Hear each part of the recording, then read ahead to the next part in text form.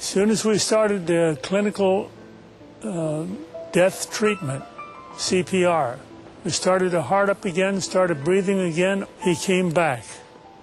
This was a case of clinical death. Now, biologic death would have occurred if 4 to 6 minutes time had intervaled between stoppage of heartbeat supplying the brain and breathing stoppage. After that, brain cells, as the most sensitive cells in the body, start dying. Rigor mortis sets in, meaning stiff as a board, and now we need the resurrection. Only God can do a resurrection. We're doing resuscitation, something we're permitted to do.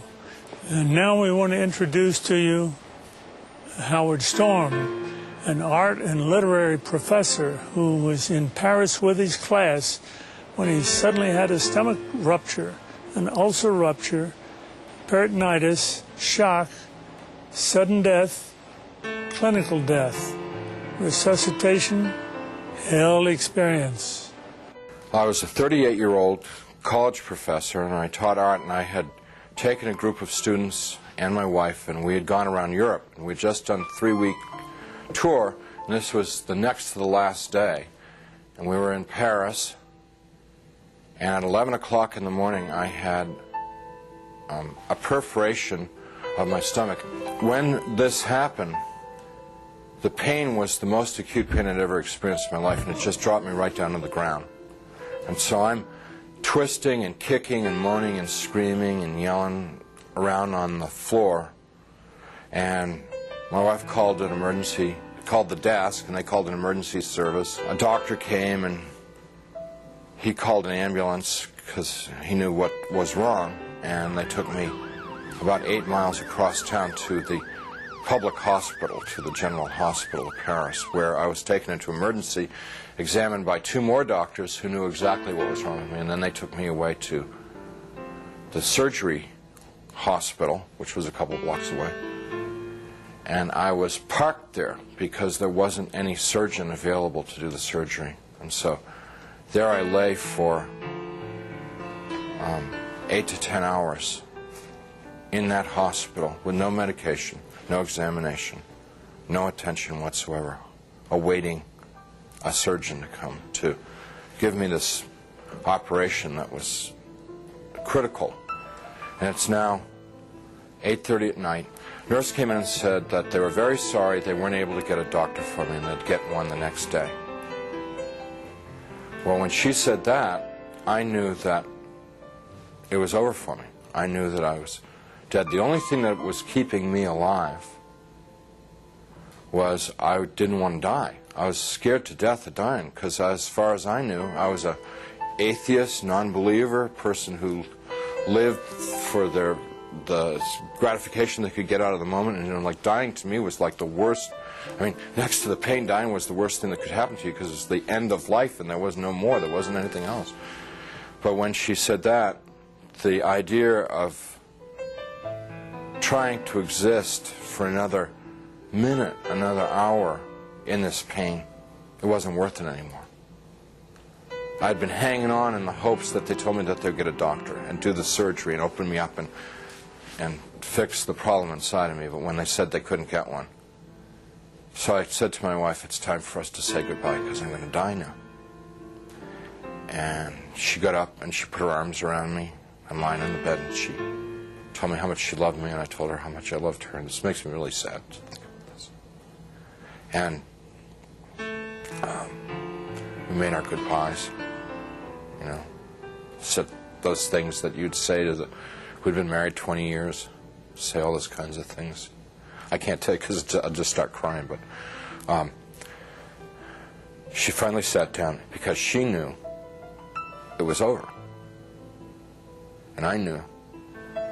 And it was just so hard looking at her, crying like that, and I just closed my eyes. Just let it go. And I went unconscious. I probably was unconscious for a very short while. A few minutes, probably. And I was conscious again. And I looked, opened my eyes and looked, and I was standing up next to my bed. And I knew exactly where I was and what the situation was. I mean, there was no confusion in my mind. I felt more alive, more real than I've ever felt in my life. You know, people ask me, you know, were you a ghost? I was just the opposite. Very alive. As I'm looking around the room, I see that there's, underneath the sheet on the bed, there's something under the sheet, a body. And so I bent over the bed, the head was turned away from me, and I looked at the face, and it looked like me. But that wasn't possible because I was standing there. I'm alive, I'm great, you know. I mean, I'm more than great. I'm like, you know. And so I tried to talk to my wife. Can't you hear me? And, can't you hear me? you know, she couldn't hear me or see me. That's not me. But I thought What's going on that she here? just was ignoring me. So I got very angry at her for ignoring me, for not paying attention to me. And I'm screaming and yelling at her, what's going on here? Why is this body in the bed that looks like me, and how to get there and stuff like that. And I had a sneaking suspicion that the body in the bed was me. But I didn't want to think about that because that was too scary. So I'm getting really agitated and upset because this is all too weird. You know, this can't be happening. It's impossible. I've got a hospital gown on, and it's like really, everything's really real. And I hear people calling me outside the room, and they're saying to me in soft, gentle voices, Howard, you got to come with us now. Come quickly. Come out here. So I go over to the doorway of the room, and there's people out in the hallway, and they're the hallway's dank. It's gray. It's not light or dark. It's just gray, and they're all in grayness, and they're men and women, and what they're wearing might possibly be hospital uniforms. And I asked them if they were from the doctor to take me to the operation. And I told them, I said, I'm really sick and I'm going to have an operation and I'm going to die if I don't get this operation. And I was supposed to have the operation 8 hours ago, and I'm telling them all this stuff. And they're going, well, we know, we understand. You know, you got to come quickly. Howard, come out here. Howard, come quickly. Come with us. Howard, we've been waiting for you. Waiting. I left the room, which was real, clear, bright, and went into the hallway, which was dank and hazy, and followed these people. We had a very long journey. There's no time, and whenever I make a reference to time, it's just an illusion because there was no time in this place. But this journey, if I were to recreate it, I'd have to walk like from Nashville to Louisville or something to recreate the walk with these people. And as we walked, they stayed around me and kept moving me on, and it kept getting darker and darker. They were becoming more and more openly hostile to me. First they were sort of syrupy sweet to get me to go with them, and then when I was going along with them, it was like, hurry up, keep moving, you know, shut up, stop asking questions. You know, they started getting more ugly. And so we get into complete darkness, and I'm absolutely terrified.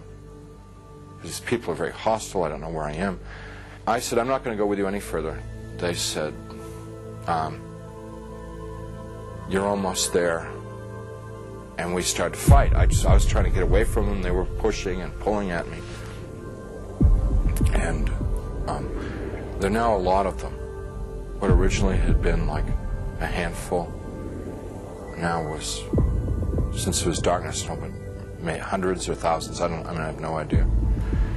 And they're playing with me. You know, clearly they could have just destroyed me if they wanted to. They didn't want to destroy me. What they wanted to do was they wanted to inflict pain on me, because they derived, pleasure isn't the right word, but they derived satisfaction out of the pain that I experienced. So what they were doing in the beginning part was, it's real hard for me to talk about, and I'm not going to tell you much about it, just a little bit, because it gets, it just gets too ugly. But initially they were like tearing and biting, tearing with their fingernails, scratching, gouging, ripping, and then biting.